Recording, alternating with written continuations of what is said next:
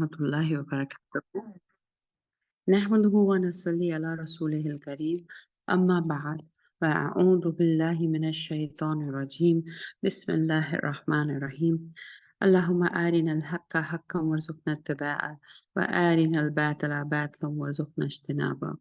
O Allah, show me the truth as truth and give me the ability to follow it, and show me falsehood as falsehood and give me the ability to refrain from it.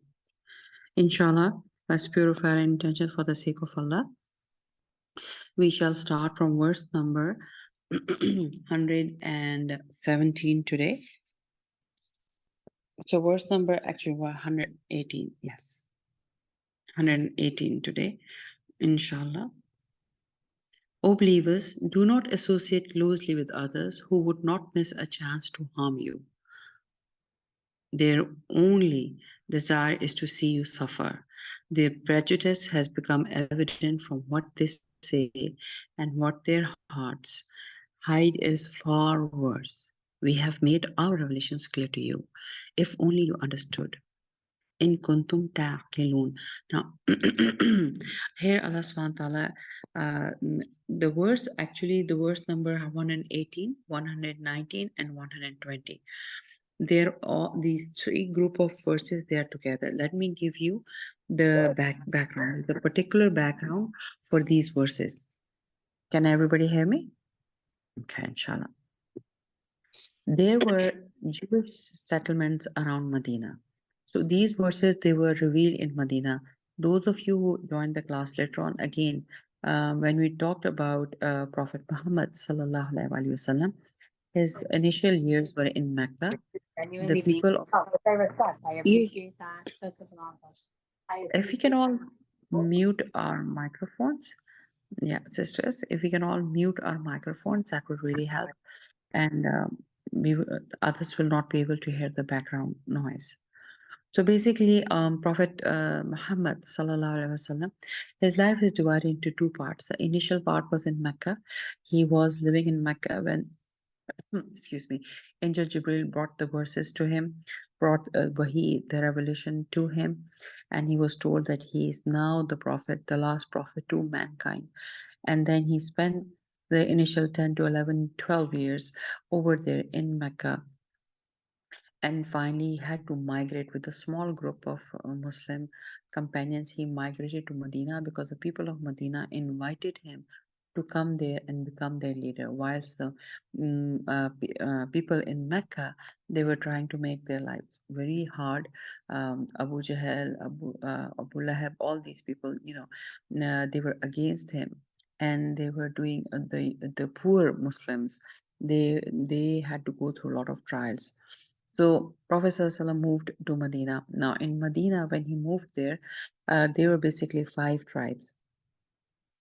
2 Arab tribes were Aus and Khazraj, and then there were 3 Jewish tribes who were living there.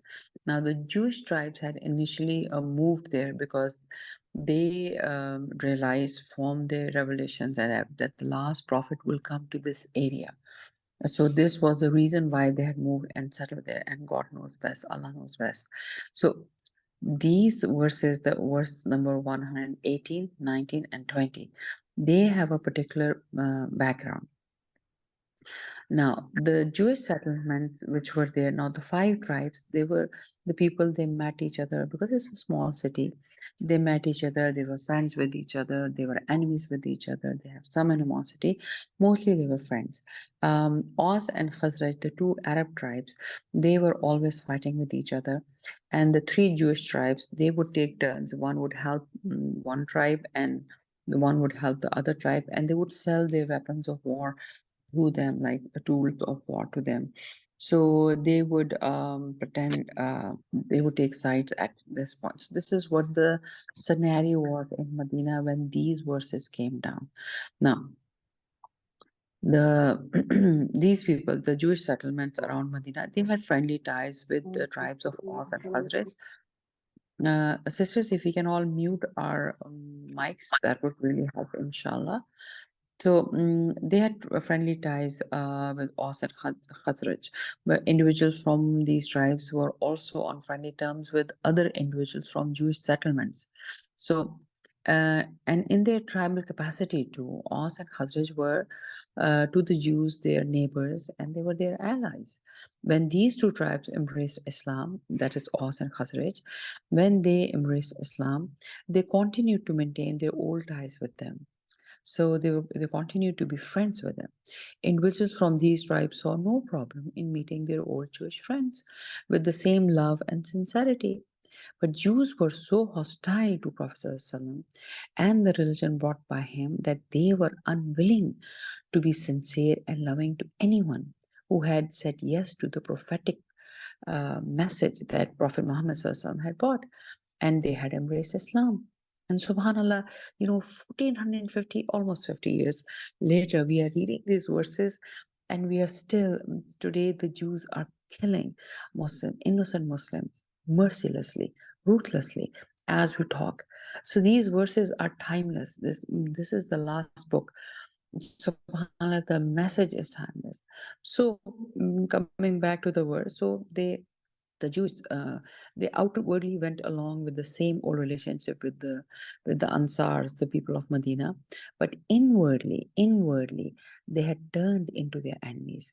The apparent friendship they had allowed to remain became their cover, which they utilized in their sinister, evil efforts to foment trouble among Muslims so that their unity should be disintegrated. Look at the Muslim countries around Israel today. They even went to the limit of banking on this, fake friendship with Muslims to find out their organizational secrets and pass them on to the enemies. In this hypocritical, this was a very hypocritical behavior of theirs, which Allah subhanahu wa ta'ala has asked Muslims to guard against. We have been given an important rule of conduct when Allah says, Ya ayyuhallazina amanu, la tattakhizu bitanatam min dunikum. O those who believe, do not take anyone as insider. Batana is from batan. Okay? The word bitana used here means a friend, a confidant, one with whom secrets are shared.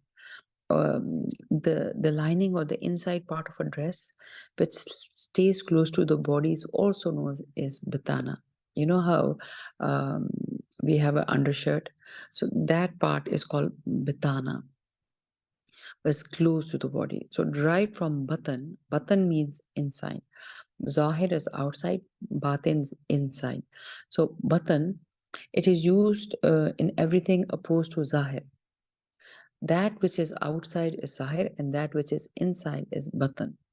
Now, in garments, the outer part is zihara and the inner part touching the body, such as the lining, is called bitana. In English, you can say hand in glove, which comes close to this sense. Not really, but yeah, or to be very intimate, to be very intimate with somebody.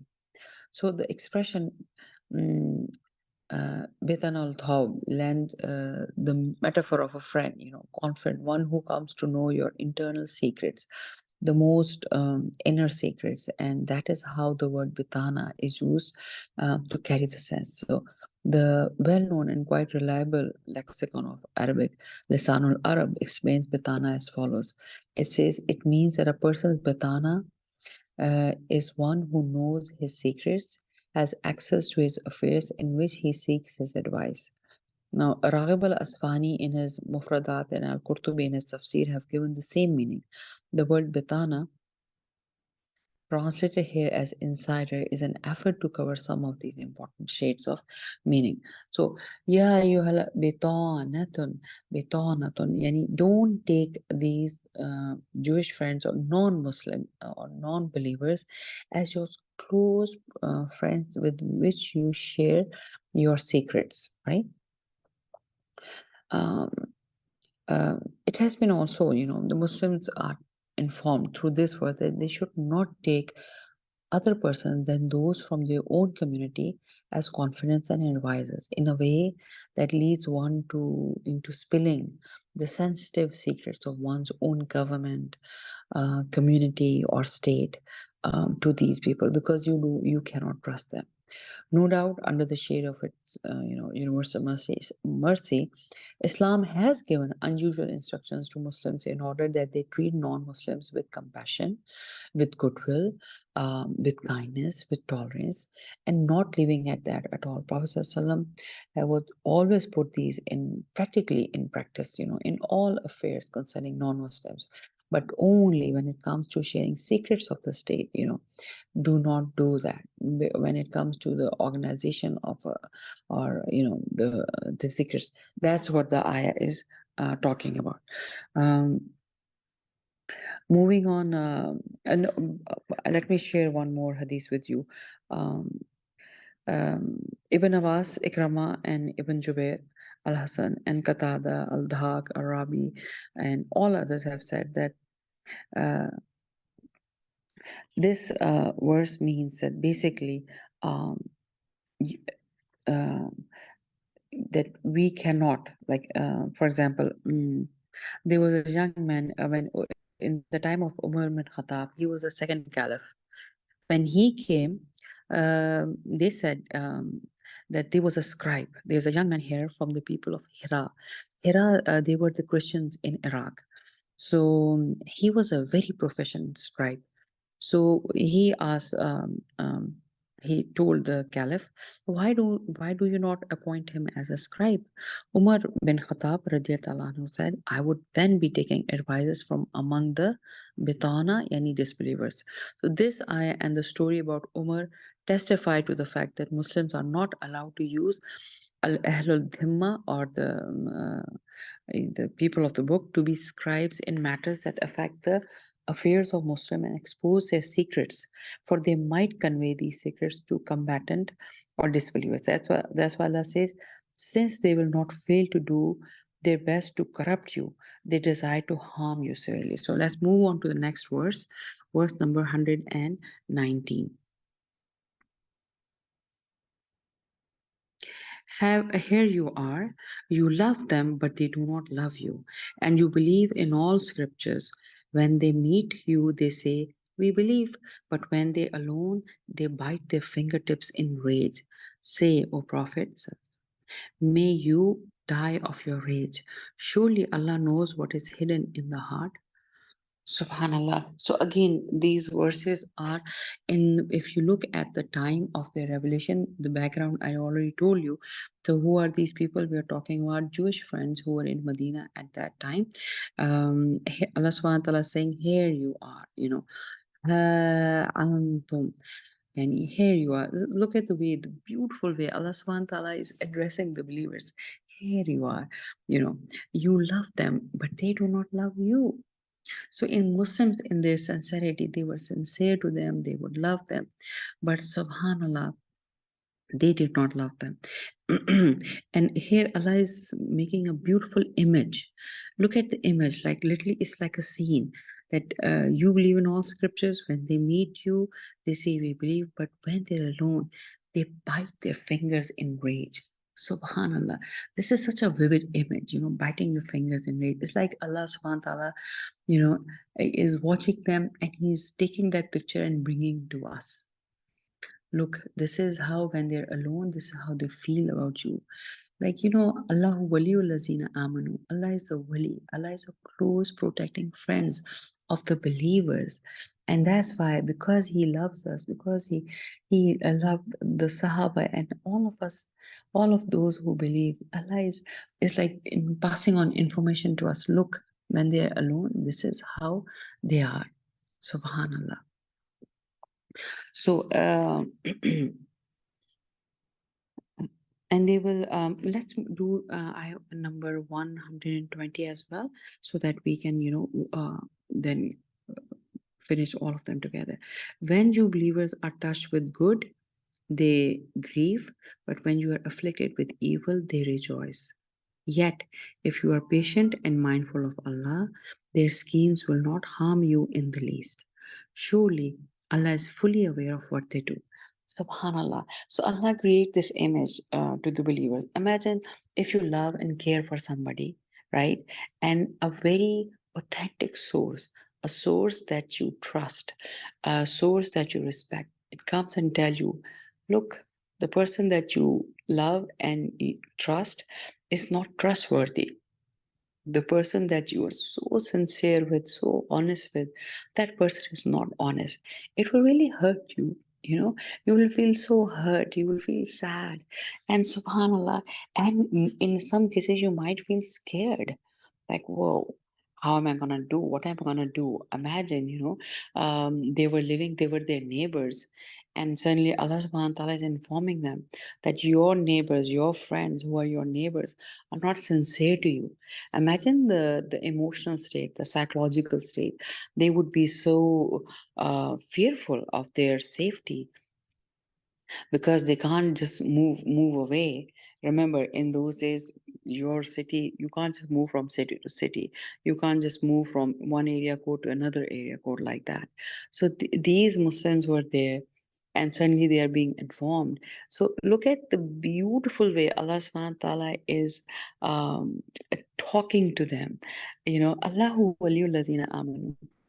When you believers are touched with good, they grieve, but Allah is, giving them more information that look, this is how they feel. In case you have any doubt, any hesitation, like maybe, no. Allah is saying no. When you're touched with good, they grieve, but when you're afflicted with evil, they rejoice. Yet, Allah is saying, yet, if you're patient and mindful of Allah, وَإِن تَصْبِرُوا وَتَتَّقُوا. You're alert, you're mindful of Allah. Then their schemes will not harm you in the least. See, Allahu waliyul lazina amanu. Allah is the wali, is a close protecting friend of the believers. We have nothing to worry. All we need is to be patient and to, subhanallah, have taqwa of Allah, to be mindful of Allah, and their skins will not harm you in the least. Allah is now comforting the believers, giving these beautiful words. Surely Allah is fully aware of what they do. Inna Allah bima ya'maluna muhit. Yani Allah knows what they in bima ya'maluna muhit. Muhit is to surround. Ihata is like a front lawn which is covered with uh, wires on both sides, so it is protected, right? So Mohit, Allah is Mohit. Allah is everywhere. So Allah is surrounding them. The power of Allah is so much that they will not be able to do. Not only Allah has power, Allah has knowledge, He has information. After some people have information, but they can't do anything about it. Allah's being is so mighty, it's so powerful that Allah has the information that what they're doing, and with that information, He has the power. In Allah ala kulli shayin qadir. He is qadir. He has the ability to nullify their efforts. He has the ability to punish them. He has the ability to stop them from hurting us, inshallah. But what do we have to on our part? There's a condition here. What is the condition? Be patient, patient, and be patient. تصبروا وتتقوا. Yani be patient and be mindful of Allah subhanahu wa ta'ala. The word, we know when they uh, this word la yadurrukum. Durru means to bring harm. Like they will not be able to bring any harm to you. And if a good falls befalls you, it grieves them. So this emphasizes the severity of the enmity that the hypocrites felt against the believers. Believers, they would, subhanallah, when they came into Islam, when they start having conquests, they, the wealth would come to them. They would rejoice, but because they were victorious, Islam was spreading. This was a good thing. The believers would rejoice. Initially, they were so sad and depressed. It's like, believing in Allah meant their lives became very, very difficult at that point. But once they moved to Medina, and then later on as Islam expanded, the disbelievers, they got really, really angry. Subhanallah. So, in to conclude all this, the mentality of the believers is portrayed in this verse, especially the first part of verse 20, which has been translated. If something would happen to you, it annoys them, and if something evil befalls you, they are delighted with it. So this is basically the mentality of the disbelievers that Allah Subhanahu wa Taala is portraying for us. Now, how can Muslims remain protected against all these sinister moves? Again, Allah Subhanahu wa Taala is saying two conditions. You have to do sabr and taqwa, right? If you have these two, inshallah, you will have. And this is what our friends in Palestine are doing. They have sabr and they have taqwa. I do not even, subhanallah, have uh, the the um, the emotional bandwidth to even watch those videos, subhanallah. But again, taqwa, fear of Allah, is a very, very effective measure. It's a very effective tool. What is taqwa? Taqwa is a mindset. So sabr, patience, endurance, patience, these are all mindsets, right? Taqwa is a state of the heart, is a mindset, and is a state of an heart.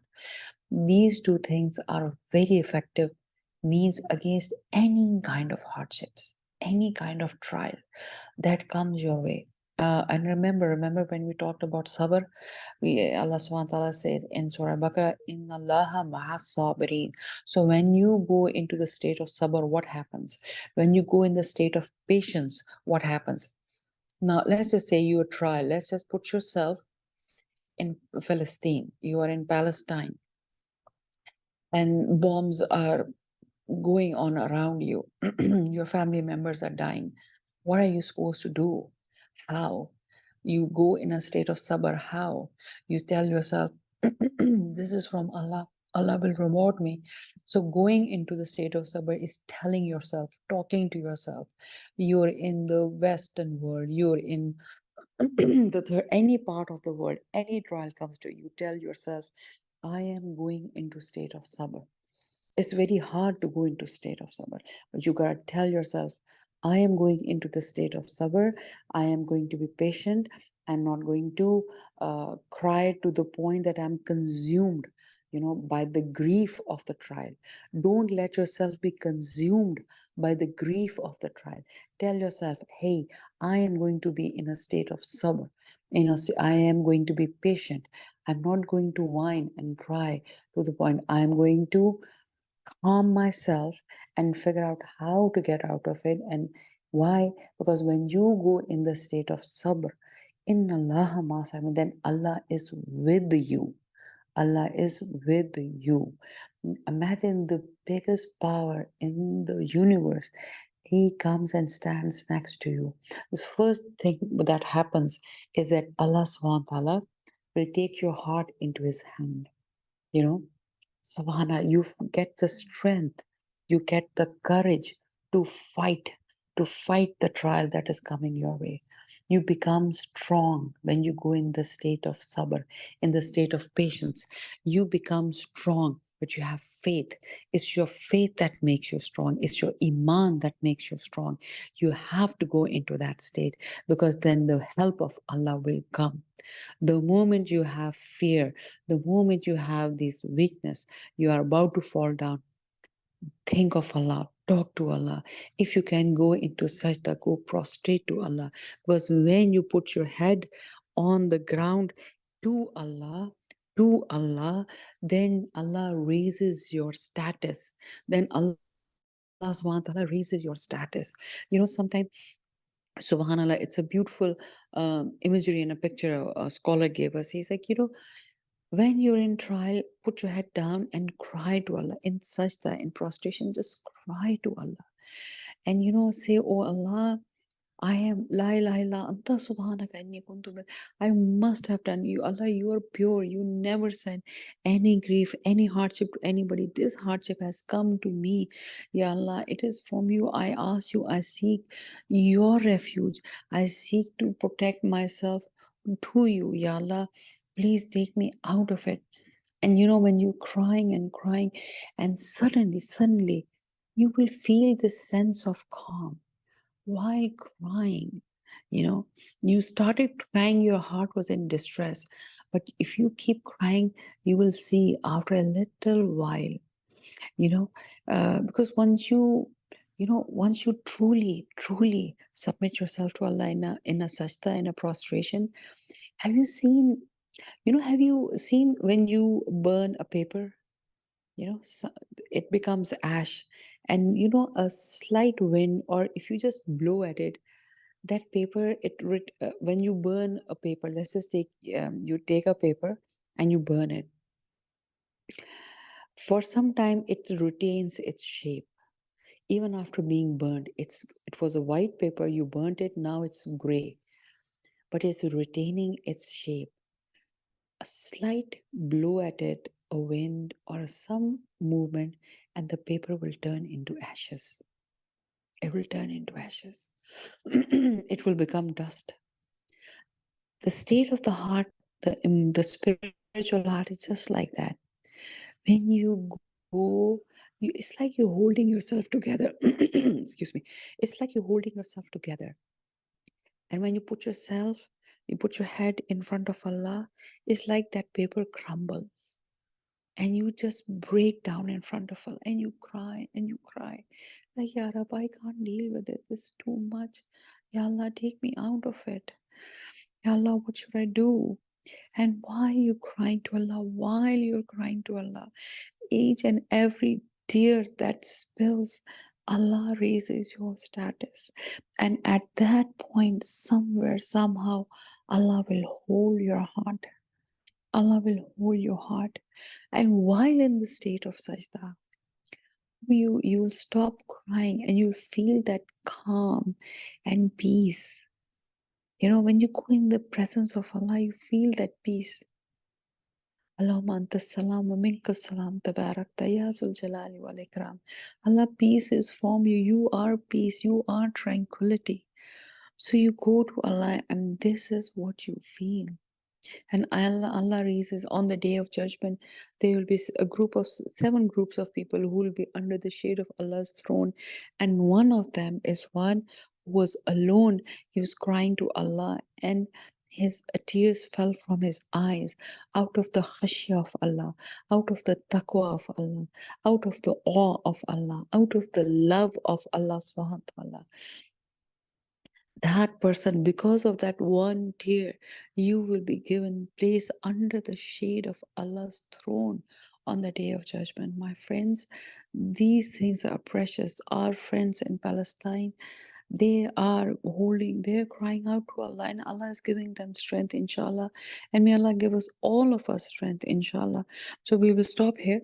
والعصر إن الإنسان لفي خسر إلا الذين آمنوا وعملوا الصالحات وتواصوا بالحق وتواصوا بالصبر. If I made a mistake, may Allah forgive me. If you understand anything, it is the mercy of Allah. نستغفرك ونتوب إليك. السلام عليكم ورحمة الله وبركاته.